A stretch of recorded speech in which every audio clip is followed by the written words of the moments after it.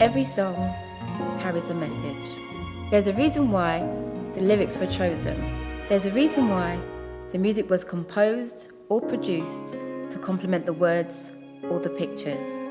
But deeper still, there's a story behind why the producer, the artist, the singer, the songwriter crafted their music to share with you. So that being said, welcome to the story behind the music.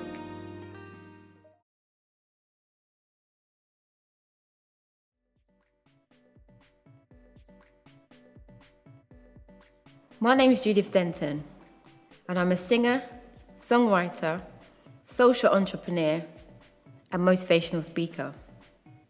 So the story behind Change is Possible goes like this.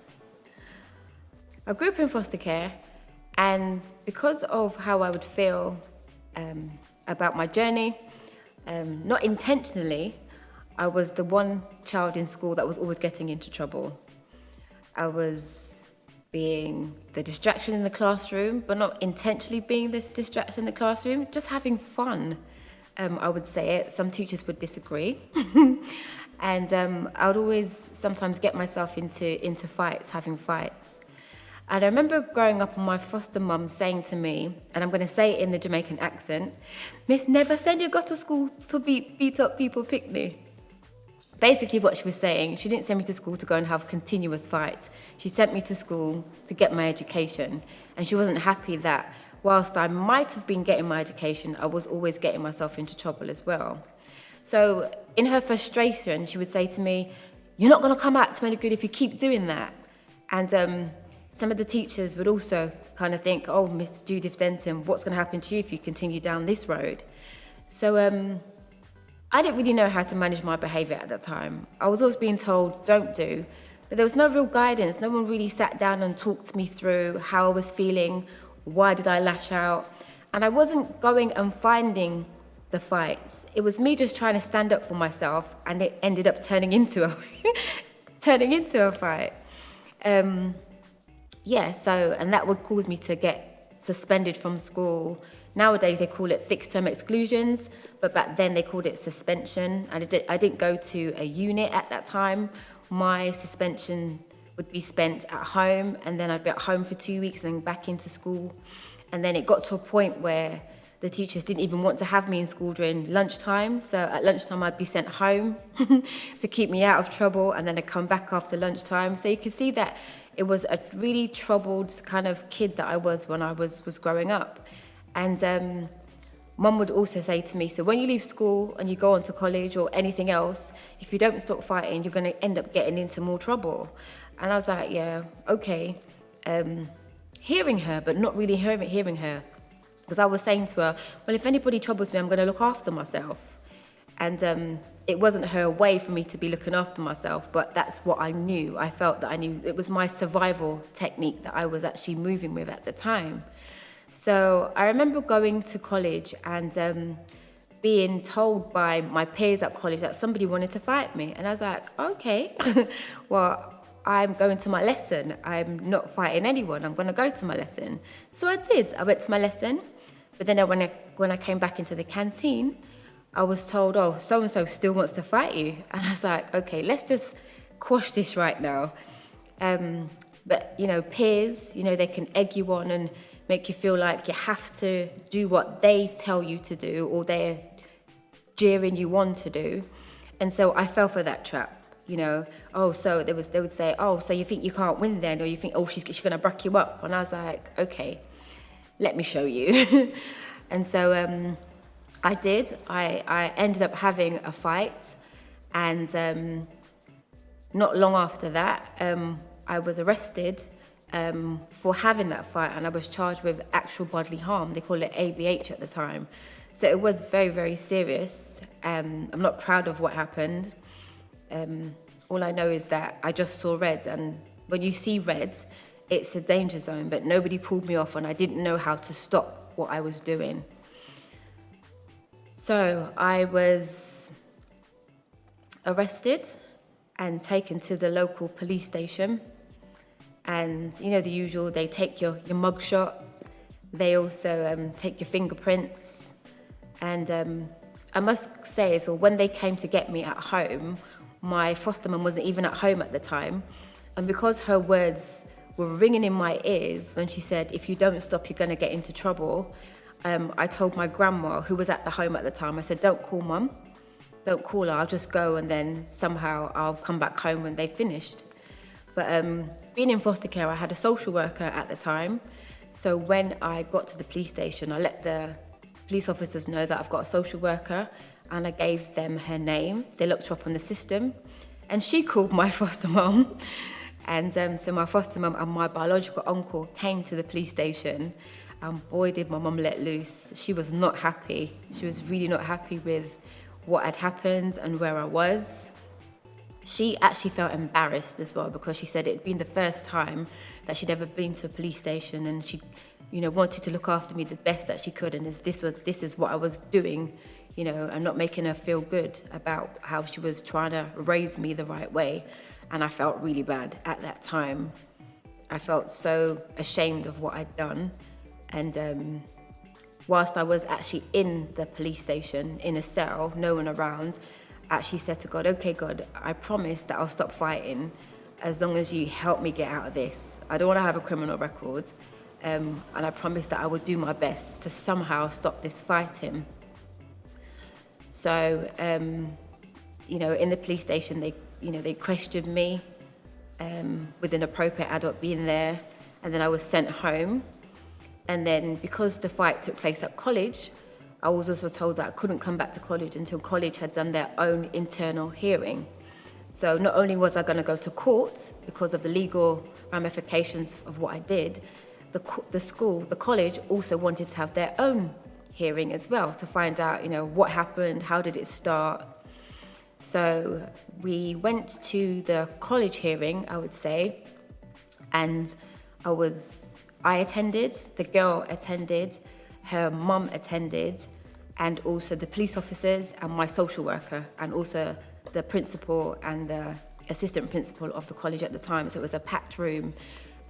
I was questioned as to how it started, why it went that far. And I explained to the principal and everybody in the room, well, it really wasn't my fault. I was told, that somebody wanted to fight me, and I was just defending myself. And then the girl herself, she was also questioned.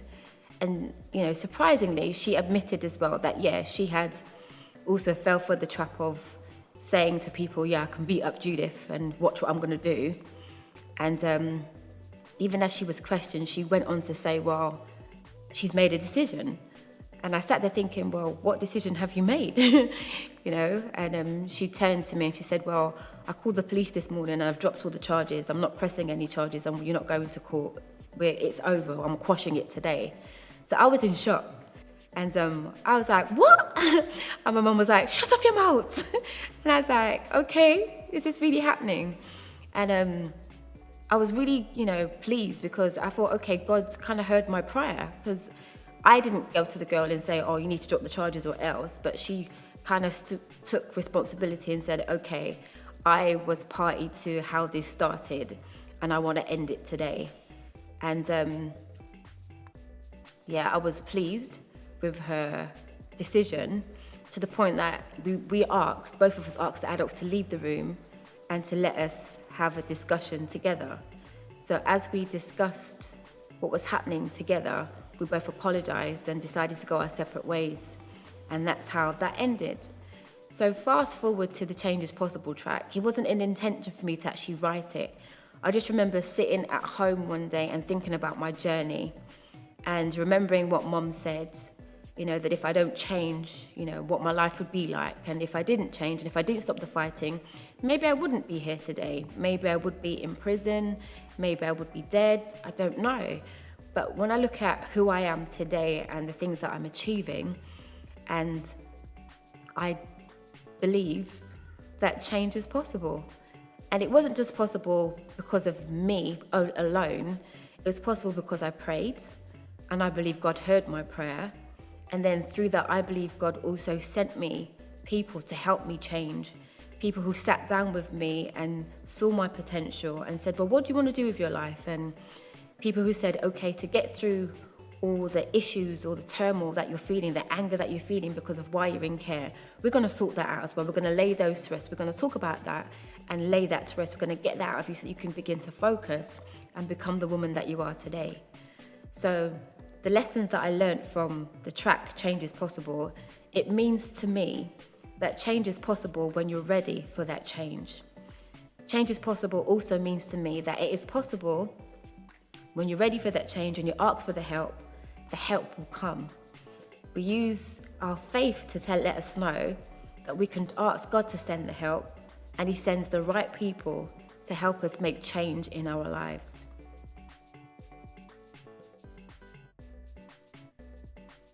I chose Karl Nova to work on this track because he is a very unique, creative person, and his personality is very excitable, and he's very positive in what he does, and he's very different in how he creates music. And I wanted the track not to be the same. I wanted it not to have the same sound as what we're hearing now, but I just knew that if I asked him to create the music, he'd do it very creatively.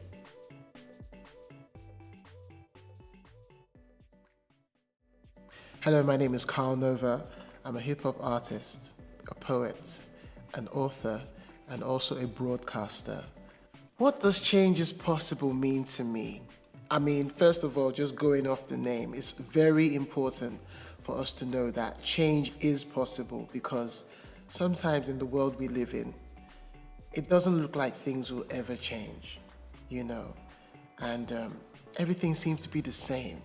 Same thing happening, same news headlines, just maybe different faces.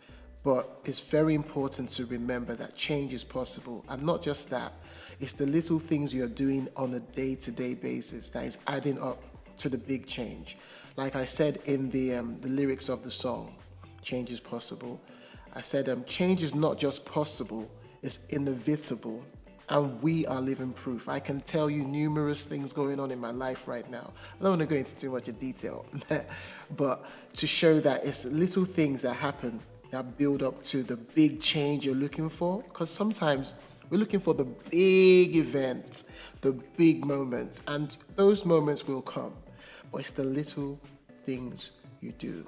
Now, in the song, in the second verse, my part, I talked about a little story that truthfully happened this year. I was at a train station early in the morning on my way to do a workshop in a school, because that's what I do as well. I'm a creative writing facilitator working with young people in schools, primary schools, secondary schools, colleges, universities. And I was there having like my breakfast, because it's like 6:30 in the morning, waiting for my train, and I was having a little croissant, you know what I'm saying, a little bit of hot chocolate. And on the corner of my eye, I saw some movement of a person. And I was just like, ooh, what's going on? And I heard a voice say, do you have any change? And I was like, I just looked at him and I just saw this young man. I'm not gonna lie, at that point, I flopped. I could have done something for him, but I was like, no, I have nothing. Because I felt like, why is he begging? And is he gonna try to harm me? So I even mentioned it in the verse that I should have brought change that day. I did have change, like I had literal change in my wallet, and I didn't give it to him. But not only that, who knows what, I could have maybe said a word of encouragement as well as blessing him with a little bit of money. I could have blessed him with a meal. Why didn't I do that? Because I wasn't thinking about that. I was just thinking I'm going to do my workshop. So it's the little things. So from that I learned that it's the little things. It could have been just a word of encouragement and some money to this guy. He could have had breakfast with the money I'd given him, but instead I shrugged it off. So the song brings back that to my remembrance. It's the little things. Change is possible. Not just the big, beautiful moments, but the little things you do on a day-to-day that's going to bring change in this world. And we need to all do our parts. Like they say in the advert, every little helps.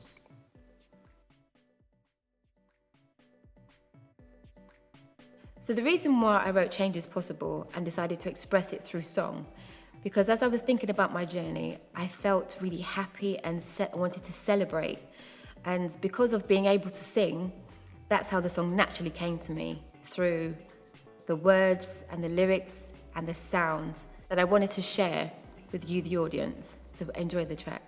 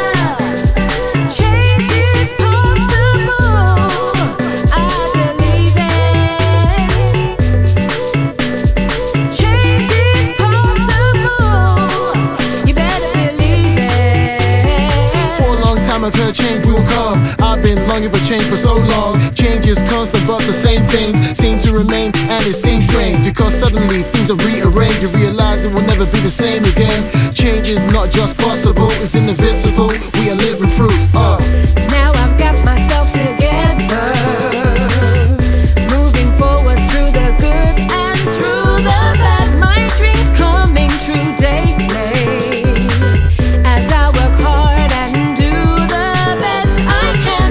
No longer afraid, going to a new place. I'll always remember. No longer afraid, going to a new place. I'll always remember. Change is possible. I believe it.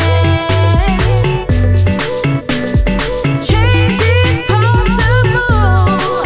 You better believe it. Turn around and see how far I've come. Celebrate and take this time to have fun. Pause, get back on the road, 'cause there's more and more in you, I know. Time changed, so I changed with the time. You must evolve or be left behind. With the stress behind, I've got faith inside. I felt strain inside, I felt pain inside. I transform as I renew my mind. Is it true? The narrow way through will find. One time, I was at Waterloo Station, early, heading to my destination. From the corner of my eye, I saw this guy move to me as I tried to walk on by. Had my headphones on, so I took them off. He looked lost, like he'd been living rough. He asked me if I had any change. I just shrugged, I didn't know what to say. So I said no, and quickly looked away. I should have brought change that day, but hey. Change is possible.